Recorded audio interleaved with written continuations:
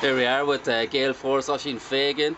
The day after you've just done the corner for Carson Jones in his fight versus Kell Brook. What's the connection with Carson Jones? Carson's a good friend of mine. He was a roommate over in Oklahoma with me, and he just gave me a call. Originally, he was just get me a few tickets to go to the fight, because I told him I'd go over and watch him.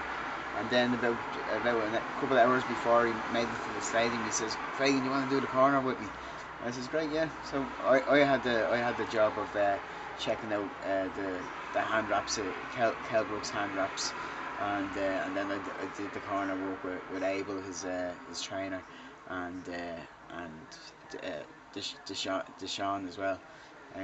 So he's a good friend of mine, this Carson, you know. So it goes way back to the Oklahoma days. It does, and we used to spar together as well. We used to have great spars together. They were brilliant. So did you have the same trainer, or were you in the same gym, or what was it? Yeah, and we had the same promoters on the way up as well. Then, see, he's a lot younger than I am, but I met him in the gym, and he was actually my first spar when I came straight into the gym in Oklahoma, and we used to tear each other's heads off, to be honest with you. But he's a great lad, really good lad, and I thought he was a little bit hard done by last night. If he had started maybe about 2 rounds earlier, you could see he was hunting them down in the first couple of first 4 rounds. He was hunting them down, but he wasn't throwing anything, you know. Yeah. And so that was the strategy, was that he was going to start late and just break him down by keep on hunting him. And I didn't understand that he kept it so late. It was just 1 or 2 more rounds, and he would have beaten him well, you know. But that's just the way it goes. So did you think he had Kell Brook for the taking at any stage? You said his nose broke, you had him hurt a little bit. Do you think he could have? Yeah, well, I thought in the 9th or 10th round, I remember thinking that he had him really reeling, like, and I was screaming in the corner that he needed to knock this fella out, because obviously he wasn't gonna. Well, we didn't think that we would get any favours from the judges, but the judges were okay in the end. I didn't expect a majority decision, actually. Yeah. I thought they would have went even further for Brook, but again, like, if he had started a little bit earlier, I think Carson would have taken him out. Do you think they're the type of fights that Kell Brook needs to, you know, get involved in if he's got aspirations for a genuine world title at some stage? Absolutely, yeah. He needs that, and that's going to serve him well. Carson, even though his name isn't a household name, he kind of like me, because we started off in the circuit in Oklahoma. We weren't managed very well at the start of our careers, and we were just kind of thrown in against some of the big names that you like to mention all the time. So he was the same as myself. So we started off with kind of poor records at the start, and then when we started getting promoted well, then things started working well for us, you know. Yeah. And with yourself, you still working for the IABA. How's that role going? Tell us a little bit more about that role as well.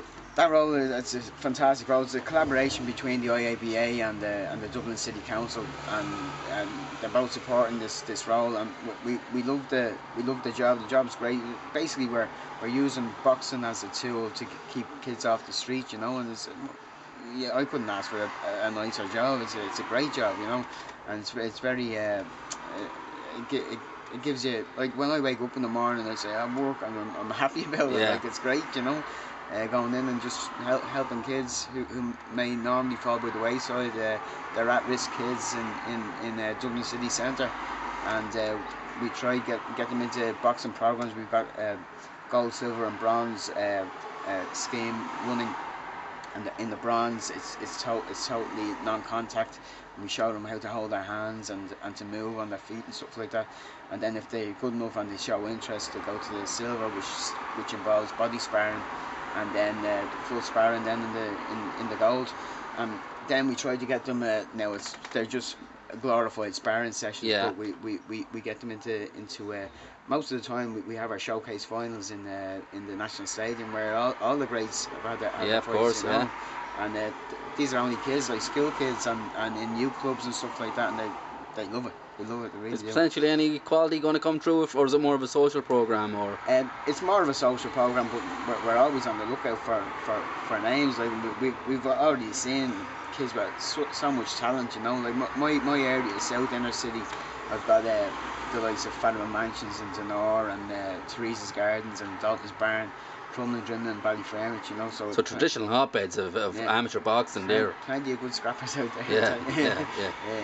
And just looking at your own career now, you know, you've been out of the ring for a while, but you know, there's been constant whispers that there might be a return, there may not be a return. You know, it's always sort of been dicey about whether you do or don't. What can you tell us about that?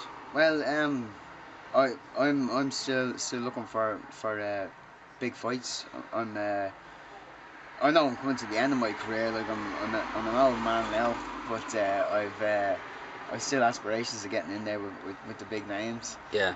I've got like as we were talking about earlier on, Maganagi and myself we're texting each other, and before he fought that Laura fella and got back into contention for the world title, I thought he had asked would I fight him in Atlantic City, and so I thought that was a definite, and then he won that fight and he got his world title again. Then he stopped returning my calls. So that's the way it goes. But anything.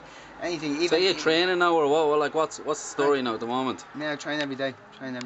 Yeah. I could count on two hands the amount of days in about 21 years now that I've taken off. Yeah. Today might be one of them. But you know, I know you don't want to talk too much about it. You know, there has been a couple of offers, and you know, could we see you in the ring fairly soon, or? Yeah, I'm hoping now. I'm negotiating now with some old promoters over in the States now, and I'm thinking that something's gonna come about now. Maybe mid-August, please God. So we're just negotiating at the moment, and hopefully I'll make it public then, and it'd be great now to see if anybody come over and support, you know. Yeah. And then it'd be also great to go back to Oklahoma and see some of your old friends as well. Yeah. And you know, would that be at super feather or light weight, or is the old man having to move up to light welter, or what's happening there? I don't have to move to light welter now. But light welter is fine. Certainly not super feather. Sure, it was only super feather for one fight. Yeah. I hadn't been that since I was 16, and then when I fought Eddie, I think it was 35 or something like that. So that was incredibly hard. It was like a full-time job trying to eat 6 times a day and mad like that. So no, I'd never do that again. But lightweight always seemed to be my best weight. You know. Yeah. I think I've had about 34 fights now, won 26 of them, and most of my fights that I've won have been at the lightweight division as far as I can remember. Yeah. Great. Well, listen, great to see you. Great to talk to you, and good luck with an upcoming fight as well. Cheers. God bless. Thanks very much. Nice.